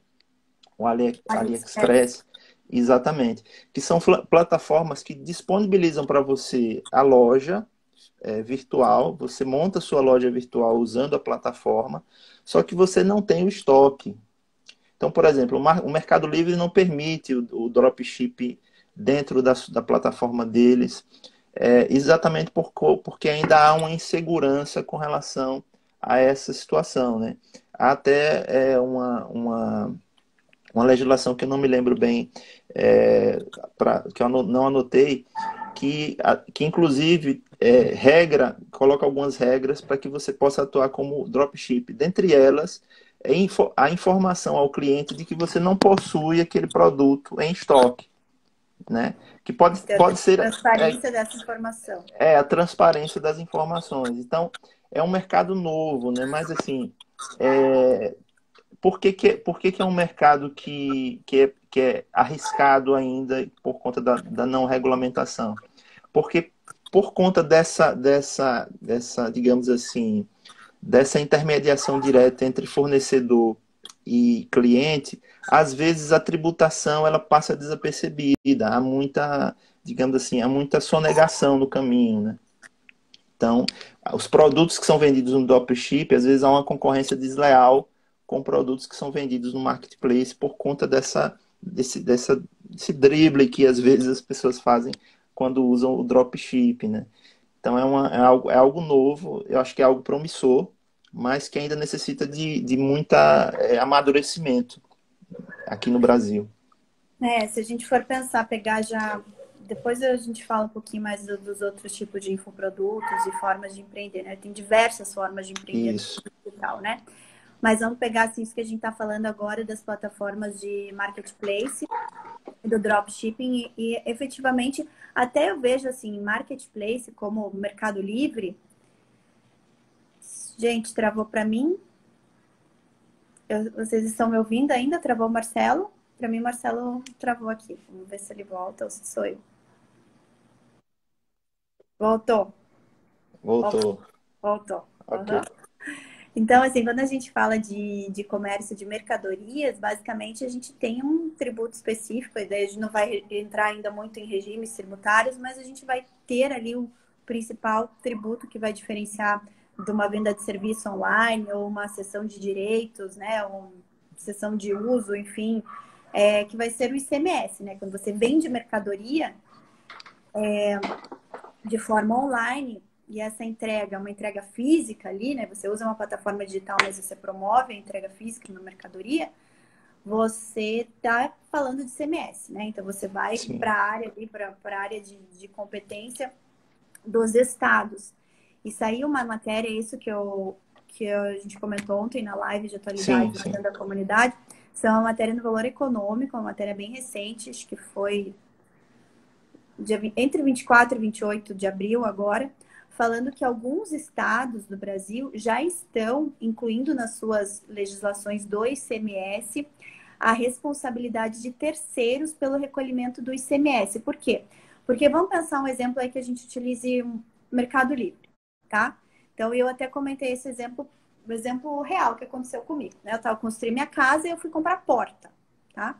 Então, eu pesquisei, eu queria uma porta específica de alumínio lá, tal, não achava, eu encontrei lá no Mercado Livre uma porta. Eu paguei quase 5 mil reais pelas portas lá que eu comprei, tá? Eu comprei 3 portas, não sei quantas portas eu comprei. Mas paguei quase 5 mil reais comprando essas portas. A hora que eu recebi a mercadoria da minha casa, que foi de uma empresa daqui de Santa Catarina, eu recebi a mercadoria com a nota fiscal. Contudo, veio com a nota fiscal no valor de 400 reais. né? Hum. Eu paguei 5 mil, eu tinha que ter recebido uma nota fiscal de 5 mil e veio uma nota fiscal de R$ 400. Então, é óbvio que aquele fornecedor que está utilizando o marketplace chamado Mercado Livre, ele está sonegando tributos, certo? Ele está Certo. vendendo, né? Ele está vendendo por um valor muito abaixo do que efetivamente o consumidor está pagando. Nesse caso, o que algumas legislações estão fazendo? Estão atribuindo a responsabilidade ao marketplace, e aí também acredito, porque não fala marketplace, fala plataformas, né, de intermediação, plataformas virtuais de intermediação, inclusive gateways e pagamento, né, plataformas que viabilizam só o pagamento, como é o caso do Mercado Pago, por exemplo, né? Sim. Então, estão atribuindo a essas plataformas digitais a responsabilidade pelo recolhimento do tributo. Então, se o contribuinte ali, né, quem está promovendo a venda, né, que é quem é o contribuinte de direito, que é quem tem a obrigação primária do recolhimento do tributo, não recolhe, algumas legislações, e as legislações pontuadas foi Rio de Janeiro, mais recentemente, Bahia, Mato Grosso e Minas, se eu não me engano. São 4 estados que já regulamentaram isso. Então, Bahia. estão atribuindo... e Bahia. E Bahia, que estão atribuindo ao terceiro, no caso, a plataforma, né? A plataforma digital ali, a responsabilidade solidária pelo recolhimento do tributo, né? Então, aí já acende diversos alertas. Né? Então, assim, realmente, a questão de empreender na internet precisa ser feita, né, de uma forma muito cautelosa. Então, isso a gente falando só da questão do comércio eletrônico pelo intermédio de outras plataformas, plataformas virtuais, tá? Não sei se quer apontar alguma coisa em relação a isso, Então, Marcelo. é interessante, professora, a senhora tocar nesse assunto, porque, mais uma vez, né, o mercado digital, né, o mercado eletrônico, ele volta ao cenário jurídico nessa questão do ICMS, porque lá atrás, em 2011, né, houve o protocolo 21, né, que foi originado justamente por conta dessa guerra fiscal aí a pessoa comprava um produto aqui em Sergipe, né? Comprava de São Paulo e o ICMS ia todo para o estado origem, o estado produtor, né? O que quebrou isso, né? Que veio com a PEC 87, foi justamente a questão do marketplace, né? Do comércio eletrônico. Houve toda uma celeuma, né? O protocolo 21 foi julgado inconstitucional, depois criaram a emenda 87 em 2014, e aí conseguiram pacificar. E hoje a gente volta com outro assunto aí, muito polêmico, né, que é da responsabilidade solidária do marketplace. Porque, assim, a gente tem que entender que o marketplace ele vive uma situação muito delicada em termos de logística fiscal. Porque ele tem digamos assim, a responsabilidade de apurar o ICMS.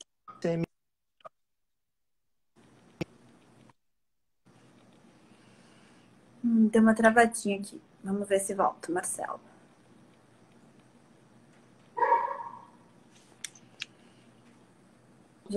Voltou. Voltou. Então, tá falando do marketplace, então, que é uma situação delicada. O marketplace ele tem a responsabilidade de não fiscal e dos estados para quem ele fornece. Então tem muitos, tem até uma orientação em planejamento tributário que a gente orienta que aquele que fornece para vários estados, que pegue pelo menos os estados onde ele mais fornece e se inscreva, faça a inscrição estadual para que possa apurar mensalmente a sua remessa aí de volume fiscal. Então, aí você veja, fora essa logística fiscal que já é complexa para o marketplace, agora vem a sobrecarga de uma responsabilidade solidária pela omissão da pessoa que está fornecendo. Então, é algo muito delicado que eu acho que ainda vai ter muito pano para manga aí, sabe, professora? E lembrando que a emenda constitucional 87 ela foi suspensa, mas só para as empresas do Simples, né? Para quem está no Sim, Simples não precisa. Agora, quem está fora do Simples e, e faz a venda interestadual, não apenas no e-commerce, né? Para qualquer contribuinte que faça a venda interestadual, ele está obrigado, a partir da emenda constitucional 87, a recolher o adicional do ICMS para o estado de destino, né? isso. Quando ele faz venda interestadual para não contribuinte, né? Para o consumidor final ali. E daí foi suspenso para as empresas do Simples, né? Tá ainda suspenso, o Supremo não finalizou o julgamento, mas ainda há o receio mesmo para as empresas do Simples de que isso, depois essa liminar seja cassado, o entendimento do Supremo seja mudado e ainda essas empresas também precisem recolher aí, ajustar seus recolhimentos. Porque realmente, em termos de logística, fica bem complicado você mapear todos os teus consumidores, né, teus clientes, Sim, nos diversos estados. Então, em tese, você precisa estar mapeando aí as legislações dos 26 estados, mais o Distrito Federal, em relação ao recolhimento do ICMS. Então, requer um compliance do marketplace que ele não está acostumado a ter, né? Então é bem inclusive, complexo. então, isso daí também até reforça a necessidade de efetivamente investir em governança e compliance tributária, né? Sim, Para sim, poder sim. organizar a casa, organizar a parte logística e se manter em compliance. Quem também ficou numa situação delicada, e passando, não falando de ICMS, mas falando de ICS, foram as plataformas de streaming, né? Quando veio Sim, a alteração da Lei Complementar 116, atribuindo também às plataformas de streaming o recolhimento do ISS no município dos seus clientes. Então, no sim. ISS até piora a Ou, situação, porque a gente tem aí 3 mil, quase 4 mil municípios, né? Então, aí, diga aí. mas então, mas também a medida também foi suspensa ali, mas é outra situação. Então, assim, uma coisa que a gente sempre pontua quando a gente está falando das questões legais e tributárias é que o mundo real, ele acontece antes de vir a legislação, né? Então, quando Sim, a gente sim, fala de oportunidades, fala de planejamento tributário também, a gente sempre tem que já analisar a situação posta, organizar os negócios de forma a não infringir a legislação atual, mas sabendo que existem oportunidades para quem está inovando, né? E desses sim, negócios que são os negócios disruptivos, né? Os negócios inovadores, tem o lado burocrático, tem uma parcela ali que o fisco uma hora vai olhar, mas enquanto não existe uma regulamentação estrito senso, ainda dá para aproveitar muitas oportunidades.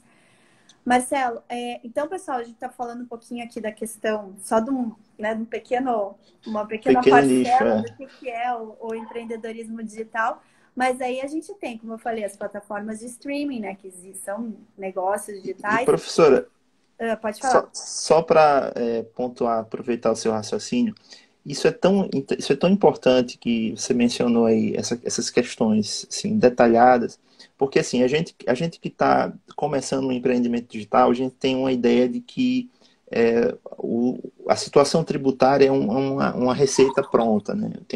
Tem uma solução pronta. As pessoas têm muita dúvida assim, quanto é que eu vou pagar de imposto? Que é tudo preparado, assim, tudo embalado. E assim, não é bem assim, né? O empreendedor digital, mais do que qualquer outro, precisa entender que o direito tributário, a tributação da empresa, a parte empresarial, deve ser vista da mesma forma que ele vê o marketing. Então, da mesma forma que ele não terceiriza completamente o seu marketing, ele não pode terceirizar a sua atuação fiscal, sua organização fiscal. Ele precisa entender, né? Ele precisa ter seus consultores, mas ele precisa entender do seu negócio. Porque a matéria-prima sobre a qual a gente trabalha, a gente que é tributarista, a gente trabalha com a matéria-prima que o empreendedor nos dá, né? Ele tem que nos dar as características da sua atividade, como é que ela funciona, para quem que ele vende, o que é que ele vende. Então, ele é que nos dá a matéria-prima para a gente trabalhar o planejamento tributário. Então, é muito importante a participação ativa, né? Direito tributário não é algo burocrático apenas da empresa, é algo estratégico, né, que precisa ser assim estudado, né, pesquisado. A pessoa tem que ter esse núcleo lá na sua empresa. Sim. E cabe a nós, né, aos tributaristas, mostrarem essa importância, né, de olhar. Isso. Que a gente fala, né, Marcelo, que o nosso principal sócio é o fisco, né? De qualquer Sim, empreendedor, o principal sócio dele sempre vai ser o fisco. Então, ele sim, precisa saber tratar esse principal sócio de forma estratégica, né? Então, para que também sobre para a empresa a maior parcela de lucros, né, que não vá para o principal sócio, mas assim, olhar realmente de forma estratégica e não simplesmente negligenciar, o que acontece ainda muito, como eu comentei, ainda tem muita gente utilizando o empreendedorismo digital como sinônimo de sonegação, né? Ah, vamos lá, é terra sem lei, vamos empreender, não vamos recolher nenhum tributo, e não é bem assim. Então, a gente já vê as legislações dos diversos fiscos de olho nessas novas modalidades de empreender, né, de negócios, e as empresas que nascem já preocupadas em olhar a tributação de forma estratégica vão ser com certeza empresas sólidas, né, e perenes, que sim, vão manter uma sustentabilidade a longo prazo e uma lucratividade maior, né? Então, a gente não pode perfeito. olhar o agora só e não pensar que lá na frente não vai ter problema. Não, vai ter problema sim, porque cada vez mais a gente já tem, né, o fisco, a Receita Federal, no âmbito dos tributos federais, já é a Receita Federal reconhecida em âmbito mundial como a mais bem equipada em termos de tecnologia. Sim, sim, E, e o CONFAS também, no âmbito dos estados, faz um trabalho excelente. Então, assim, sim. tem que saber, tem que olhar, tem que já vai começar a empreender na internet, se preocupa com esse teu sócio. Sabe que você já vai ter um sócio, você tem que olhar com carinho e deixar esse sócio mansinho sempre, né? Que é o fisco. Isso, exatamente. E assim, o empreendedor digital ele trabalha com metas, né? Assim, se tem um personagem no cenário aí do mercado que trabalha com escala e que tem assim uma coisa muito bem definida sobre acerca de metas, é o empreendedor digital, né? Então, isso é fundamental quando você vai planejar o seu tributário, né? Você planeja quanto é que você vai faturar no ano de 2020. Por isso que eu sou contra essa. Eu faço parte de vários grupos aí de WhatsApp, de filiados, de afiliados. Eu fico ali batendo papo com minha persona, né? E eu sou contra essa resistência de não, só abre o CNPJ quando a coisa começar a melhorar, tal. Porque, na verdade, se você tem uma ideia, essa ideia, e você acredita nessa ideia, trace metas, né? Eu acho que é bem possível que a sua meta, a menor meta que você tenha, já se enquadre dentro do simples, né? Eu não acho que empreendedor digital deva ficar no MEI, por exemplo, no microempreendedor. Eu acho uma solução muito precária para o empreendedor digital. Deu uma travadinha de novo, Marcelo. Não sei se está me ouvindo. Oi, vamos ver. Voltou, Voltou? voltou, voltou. Voltou? Estava falando do meio. Voltou. Então, eu acho que é uma solução muito precária para o empreendedor digital se acomodar no meio, né? Eu acho que ele tem que partir logo para o simples, ver lá em que categoria ele se encaixa e ir para cima, entendeu? Porque dá uma elasticidade maior, ele tem metas maiores para poder ir, Com certeza. entendeu? Uma coisa até que eu aprendi muito, e pegando esse teu gancho aí da questão do planejamento, é que eu nunca vi assim. Para você empreender digitalmente, você vender pela internet, vamos dizer assim, se você quer crescimento, você precisa ser muito bem planejado. E aí o marketing digital, para quem empreende na internet, o marketing digital é insumo, né? Assim, dentro lá, se a gente fosse pegar uma empresa do lucro real e conceituar qual que é o principal insumo do empreendedor digital. É investimento em marketing digital. Então, anúncio na internet, ter todos os processos, né, bem delimitados no marketing digital. E assim, todo o teu faturamento, tuas metas de faturamento, elas estão 100% atreladas ao seu investimento. Então, assim, eu vou investir, isso a gente vai testando, né? Mas se eu quero faturar no mês 100 mil, eu já sei que eu tenho que investir X, porque é meu custo médio de aquisição é tal. Então, você tem assim, quanto você tem que investir para chegar, você investe X para chegar no Y. Então, esse mapeamento é muito importante, e eu já comentei isso em outros lugares, a gente negligencia, e aí eu falo, às vezes casa de ferreiro, às vezes não, né? No casa de ferreiro, espeta de pau. A gente esquece de colocar na precificação dos nossos produtos digitais, do nosso custo do empreendimento digital, a parte tributária. Então, não é assim, vou fixar lá meu curso em X, Y, mas tá, a gente tem que colocar ali também quanto que vai ser a parcela que você vai destinar para o fisco para ver se está viável, né? Se você efetivamente vai ter lucro. Não é só o faturamento, né? Não é só o faturamento que conta, tem que ver o lucro. Então, são algumas coisas que a gente que está ali no dia a dia e empreendendo na internet, a gente vai captando e vai vendo como a parte tributária é importante. E assim, sem contar que o empreendedor digital conta com uma sazonalidade muito grande, né? Então, quem trabalha com lançamento, por exemplo, aí a pessoa tá com um regime tributário e está no MEI, por exemplo.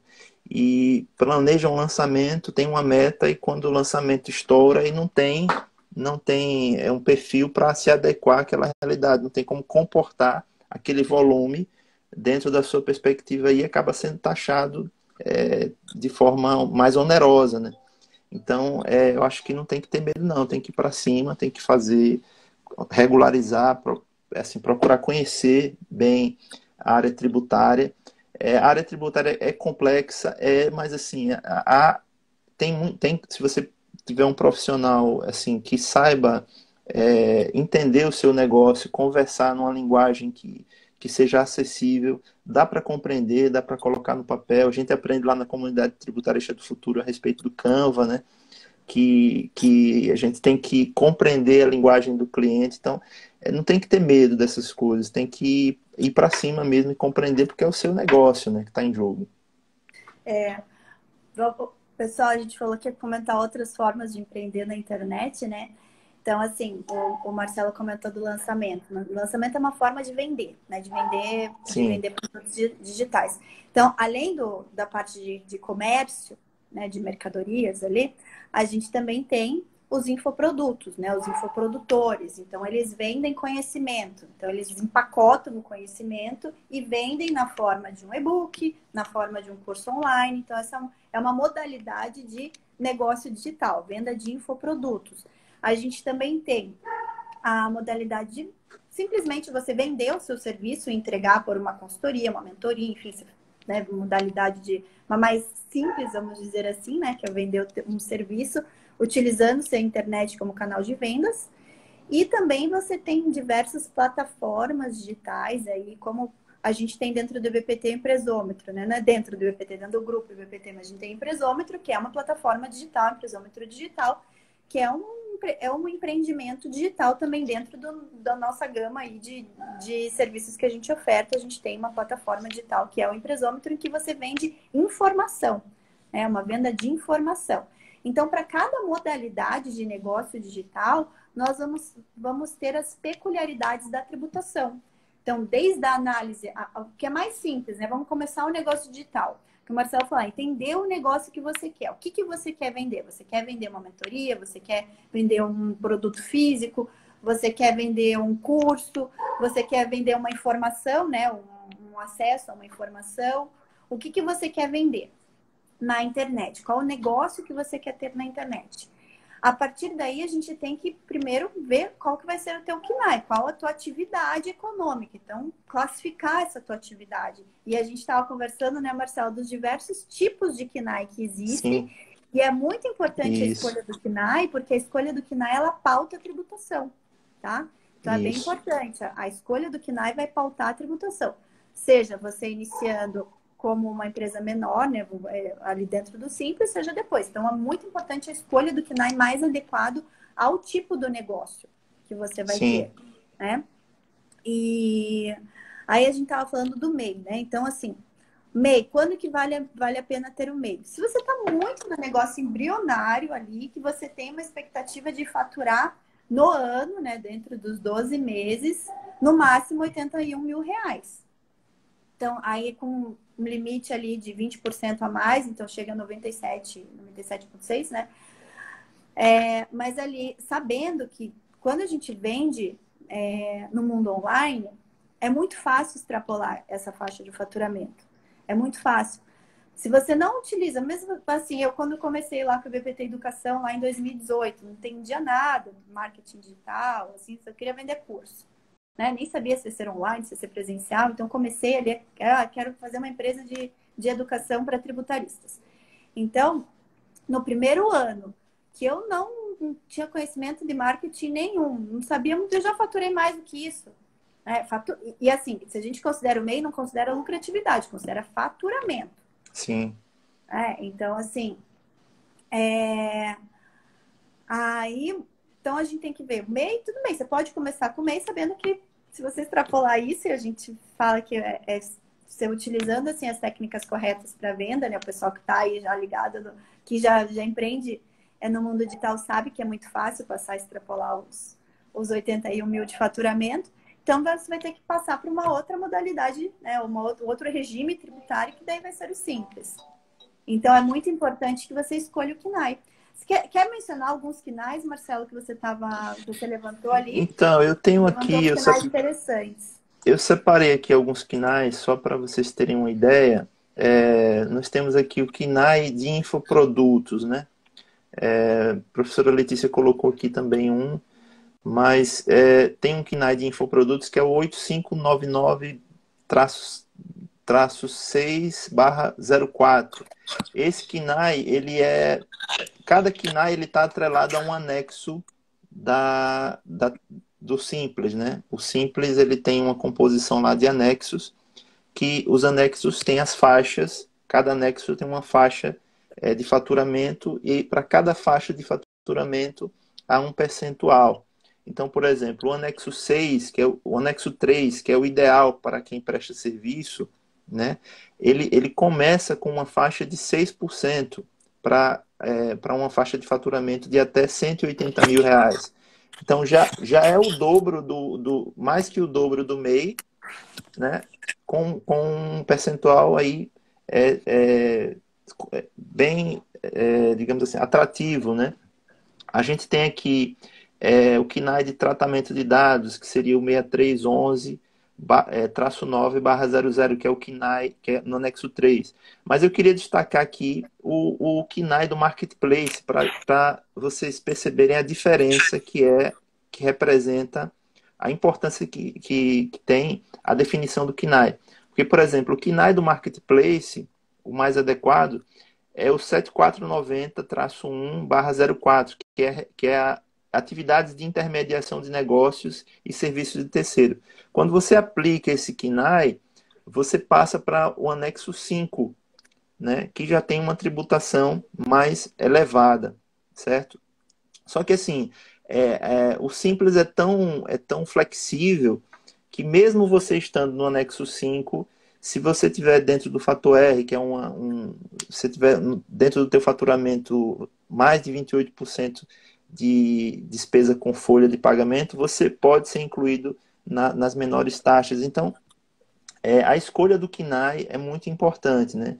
Lembrando que assim, o melhor, digamos assim, a classificação mais atrativa é o de venda de produtos online, produtos físicos mesmo, porque segue o KNAI do comércio varejista, né? E aí você tem a tributação lá no anexo 1, que é a mais atrativa, né? Então você tem aí alguns KNAIs aqui interessantes. O KNAI de startups, né? 6203-1/00, que a gente, por exemplo, a startup, apesar de toda assim, o glamour, né, de ter uma inovação, de ser uma empresa com inovação, mas ela segue os mesmos procedimentos de uma empresa convencional, que pode estar no Simples, que pode estar no Presumido, que pode estar no Real. Então, não tem mistério, né? Tem que adequar nos KNAIs e no regime de tributação. O empresômetro, a gente ainda fala se ele é uma startup ou se ele é uma spin-off, né? O Dr. Gilberto fala, não, o empresômetro não é uma startup, é uma spin-off porque nasceu do DBPT e se transformou num CNPJ autônomo. Sim. Mas também nasceu uma empresa nova, começou no Simples, né? Começa no Simples, esse ano já saiu do Simples. Mas com 3 anos, a gente ficou 3 anos dentro do Simples Empresômetro. Eu falo a gente, mas eu nem sou sócia do Empresômetro, tá, gente? É porque é da família. Então, Mas é do grupo, é da família, é do mas grupo, eu não sou sócia, não. Só me considero ali, mas não dentro da casa, porque a gente trata, né, a equipe toda. Tem muita gente que faz parte do BPT, enfim, a gente trata como um grupo ali mesmo. Mas começou, ficou 3 anos. Abriu em 2017, 2018, 2019 e 2020 que passou para o presumido. Então, é o primeiro ano que a gente está no presumido é 2020. E o BPT Educação, eu estou esperando esse momento que eu consiga sair do Simples, tá? Acho que vai levar aí mais uns 2 anos. a nada, acho que vai menos. Viu? Vou esperar aí uns Na, 2 anos para sair do na velocidade que vocês estão indo aí, eu acho que não vai mais 2 anos, não. Mas, pessoal, só para falar da importância mesmo, ó, anexo 1 que o Marcelo comentou, o comércio varejista começa ali na tabela do Simples em 4%. O Isso. anexo 3, que daí entra diversas formas de prestação de serviço, inclusive o KNAI do infoproduto, do startup, de tratamento de dados, enfim, começa em 6%. E o do anexo 5, que seria do marketplace, vai para 14%. Quanto você tem de cabeça? Eu acho que é 14. Acho que começa em 14%. Então, É, assim, mais do que dobra. Deixa eu pegar, tô com ele aberto aqui, o anexo 4. Cadê o anexo 5 aqui? eu tô com Anexo 5, anexos. 15,5. Começa em 15,5. É, Então, assim, quer dizer, fica considerável, né? bem considerável. Aí, para conseguir realmente o reenquadramento no anexo 3, você precisa ter uma folha de pagamento bem relevante, né? Ter bastante Sim, funcionário aí operando. sim, O que também, né, muitos marketplaces precisam, né? Porque senão é um sim, negócio tão simples como quem vende conhecimento, né? Que você consegue ter uma estrutura mais enxuta ali.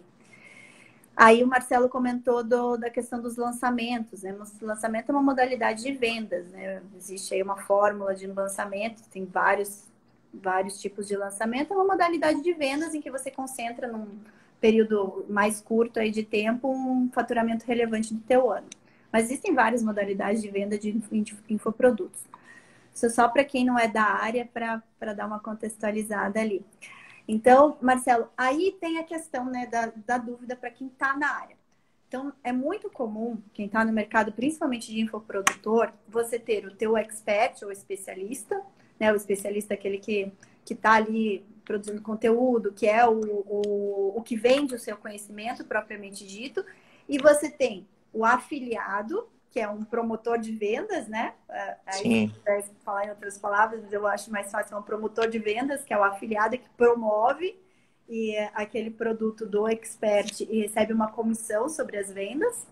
E a gente tem as agências de lançamento. Então, você tem quem é responsável por toda a parte de marketing. Então, faz todos esses fluxos, planejamento, quanto que vai investir na internet, como que vai ser feito o que a gente chama de tráfego, né? Então, como vai fazer o sim, tráfego? Então, a gente tem as agências com profissionais especializados em tráfego, nos anúncios na internet, as postagens de rede social, a gente tem quem faz os textos, né? Que a gente chama de copywriter, dentro desse mercado. Então, existe também um vocabulário todo próprio desse mercado de empreendedorismo digital. Então, a gente tem vamos pensar esses 3 players ali, né? O expert, quem detém o conhecimento, o promotor de vendas, que é o afiliado, e a gente tem as agências, que muitas vezes elas funcionam como coprodutoras, né? Então, elas sim. entram como sócias do expert. Então, assim, exige também um conhecimento legal para estruturar isso como negócio e da melhor forma do ponto de vista tributário, né? O que você tem levantado sobre isso daí, que você tem visto? Então, é algo relativamente novo, mas assim, que está crescendo esse ano, eu acho que vai crescer ainda mais, porque assim, os experts, eles estão procurando as agências, né, as agências que tratam, que lançam experts, estão aí com suas agendas lotadas, porque você encontra ali, é tipo uma agência de publicidade, só que para lançamento, né?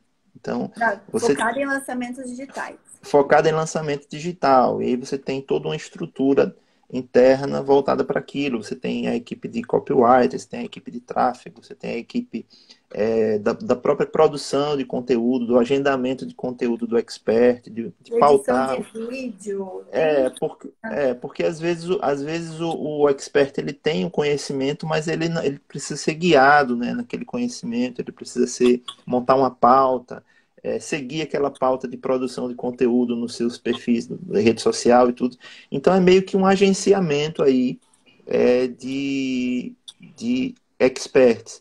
Então eu acredito que a natureza jurídica de uma agência de lançamento ela se assemelha muito a uma de agência de publicidade, né? Guardadas as devidas proporções de mercado, né? Então ela talvez se enquadraria aí nesse patamar aí de agência de publicidade, né? E eu até cheguei a considerar a possibilidade daquela faixa que eu mencionei aqui da intermediação dos negócios, a mesma faixa do marketplace, né? Porque não deixa de ser também uma intermediação ali de negócios. Então, assim, tem que ser estudado com muita calma e muita cautela, porque esse é um perfil novo no mercado, né, de agência de lançamento. Não, e tem que estudar, porque é o que a gente viu, né? Se você enquadra no KNAI que vai para o anexo 5, a tua tributação mais que Sim, dobra se você está no anexo 3. é. Então, aí o que a gente tem visto de interesse? Bom, o ideal seria fugir do modelo de agência de publicidade, porque vai para o anexo 5. Tem um item na legislação, na Lei Complementar 123, que é a Lei Complementar 123, lá no artigo 18, tem uma série de parágrafos quintos, né? Quinto A, quinto B, quinto C, quinto D, até o H, se eu não me engano. No 18, né? No artigo 18. No artigo 18. Ah, E dentre eles tem um item lá que é agenciamento exceto mão de obra. Que eu estou estudando essa classificação, tentando aplicar, ver se encaixa na questão da agência de lançamento. Porque eu creio que é um mercado aí promissor também para a nossa área de direito tributário, né? Porque não tem profissional que possa dar consultoria assim, para algo tão novo que está surgindo aí esse ano. O pessoal ali que eu vejo dos grupos que eu faço parte, dos empreendedores digitais, eles têm alguns problemas, né, na parte tributária e na parte legal. Na parte legal, toda a parte dos contratos, né, porque eu falei, é uma relação jurídica híbrida, né, então você tem que ter todo um arcabouço contratual aí bem consolidado. Na parte tributária, os diversos fluxos de nota fiscal, que é uma coisa que dá muita confusão. Primeiro, é isso que você comentou, né? De você formalizar o negócio. Eu vejo que ainda tem muito empreendedor digital que ele ou começa como MEI e fica como MEI para sempre, assim, porque ele sonega muito, né? Vem sonegando, não emite nota e sonega e mantém lá na faixa de faturamento do MEI, mas está faturando muito mais que isso. Eu até entrei em contato com uma pessoa em que ele estava lá no grupo falando que ele ia bater 1 milhão de faturamento e estava recebendo como pessoa física. Então, nem sei como viabiliza, porque a gente sabe que lá pela Hotmart, se você é pessoa física, você saca nem R$2.000 por mês, né? R$1.900. Então, o máximo. E assim, como pessoa física, com 1 milhão, com certeza sonegando muito. Então, assim, existe realmente uma carência de entendimento no mercado para formalizar o negócio, para sair do PF, né, da pessoa física, e ir para um CNPJ é muito melhor do ponto de vista do negócio em si, do crescimento do negócio, da seriedade que você dá para o negócio e do ponto de vista tributário também, que é muito mais vantajoso você formalizar esse teu negócio para evitar dor de cabeça, né? Evitar que um dia tudo isso que você recebeu, né? O empreendedor investiu um monte, faturou e daqui a pouco recebe aí um baita de um auto de infração, cai na malha fina, enfim, e vai ter muito problema com o fisco.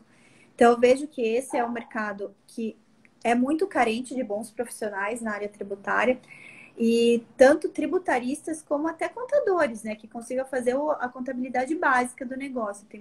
Tem muitos profissionais que penam para achar um bom contador também, que entenda do negócio deles, né, para poder fazer esse fluxo, principalmente o fluxo de notas, né. E o que a gente tem visto, assim, o pessoal nessa relação jurídica híbrida que eu falei, né? Que você tem o expert, você tem o afiliado, você tem a agência e todo mundo recebendo parte, ou uma parte daquele produto final que está sendo vendido, ofertado pela internet, né? Então, vamos pensar que é um curso online aí. Você tem o expert que vai receber uma fatia, você tem a agência que vai receber uma fatia, você tem afiliado que vai receber uma fatia. O pessoal fica muito em dúvida na questão das emissões de nota fiscal. Precisa emitir, não precisa emitir nota fiscal? Então, eu vejo que tem muita dúvida, muito desconhecimento. E com certeza a gente aí que está, né, no mercado tributário tem esse conhecimento de causa, pode orientar. Pode falar.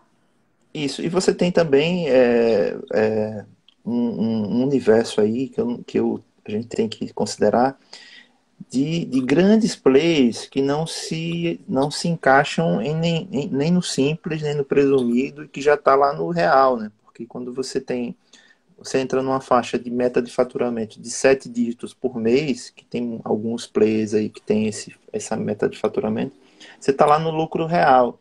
E aí você tem alguma demanda de teses aí interessante, como aquela que a gente estava discutindo ontem, professora, da questão do tráfego pago como um insumo, né? Se vai haver essa possibilidade, que eu acho que é um desdobramento aí, que pode ser possível, pode ser uma solução possível para pessoas que não tenham essa alternativa de nem estar no simples, nem no presumido, e que precisam de uma solução para diminuir os seus custos aí no lucro real, que são altos, né? Entende? A gente já tem grandes players que já estão na casa dos 8 dígitos, né? 8 dígitos de faturamento. Então, são obrigados a sair do lucro presumido. Então, a gente tem que considerar que é um mercado em que, se a gente tirar a parte do e-commerce, que daí você tem aí uma margem de lucro menor, né? Porque é comércio de produtos, mas você vai para a parte dos infoprodutos e dos infoserviços, a gente tem uma margem de lucro muito grande. Então, aí você... dependendo da tua faixa de faturamento, você está no simples, saiu do simples, você vai para o presumido. Normalmente, saindo do simples, não compensa ir para o presumido, para o real, porque a tua margem de lucro é alta, então compensa ficar no presumido. Contudo, se você passa a barreira dos 78 milhões de faturamento ano, obrigatoriamente você precisa ir para o real. Então, nesse caso, você tem duas opções. Uma, arbitramento do lucro, né? Optar pelo lucro arbitrado, arbitrar, porque vai ficar mais barato do que ir para o real, ou no real colocar na ponta do lápis tudo que você pode ter de crédito, né? Então, aí é interessante, as empresas que faturam muito, precisa ter uma folha de pagamento, precisa ter muito funcionário para gerar despesa, aí precisa ver para a parte do PIS e COFINS tudo que pode considerar como insumo, e aí o Marcelo pontuou a questão da publicidade, né? Do pagamento de anúncios, e com certeza um dos principais itens aí de despesa das empresas, mas que ele é essencial, necessário e indispensável. Então, entra no que o STJ considerou como essencial para o conceito de insumos, né? Então, é importante ver isso, colocar na ponta do lápis, e aí seria uma alternativa ou arbitrado, você não vai ficar para sempre no arbitrado, mas se organizar para a hora que ir para o real, ou se está no real, realmente fazer todo um planejamento tributário em base na apuração dos créditos, né? De crédito para poder abater das bases de cálculos aí do imposto de renda, CCL, PIS e COFINS. Isso. Marcelo, o que mais você tinha colocado? A gente tem um minutinho aí para então, deixa eu ver aqui. Né? Deixa eu ver aqui na minha fiscal, não pode ser. Tinha um ponto aqui que eu tinha que colocado, deixa eu ver aqui.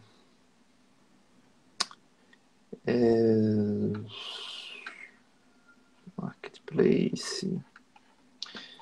Eu acho que em linhas gerais é isso, sabe, Letícia? É o desafio de incentivar o empreendedor digital a se formalizar, a entender a importância da tributação para o seu negócio, a importância estratégica. Um negócio pode abrir ou fechar. Por exemplo, se você não se enquadrar direitinho no simples, e você for enquadrado automaticamente no presumido, né, você já sobe aí para um lucro presumido de serviço que vai para 32%, né? E aí você já entra num redemoinho aí de despesa que você não estava contando. Então, assim, é muito importante que quem empreende no mercado digital, quem já está investindo aí com tráfego pago, que não é uma coisa barata, né? Para quem não conhece, tráfego pago é os anúncios